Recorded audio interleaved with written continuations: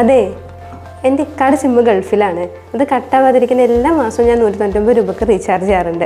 അത് കട്ടാവാതിരിക്കുന്ന വേറെ എന്താ ചെയ്യുക? അപ്പം മാസം 199 രൂപ റീചാർജ് ചെയ്യുന്നതിന് പകരം ഇനി എല്ലാ മാസവും 20 രൂപ നിനക്ക് മാറ്റിയേക്കാൻ പറ്റും.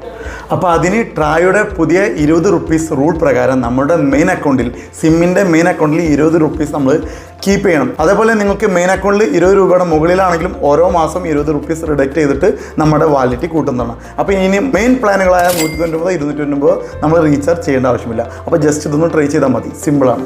അതെ, ഞാൻ അവിടെ +2 കഴിഞ്ഞ് നിൽക്കുക, ജോലിയൊന്നും ആയിട്ടില്ല. അതിന് വല്ല വഴിയുണ്ടാ?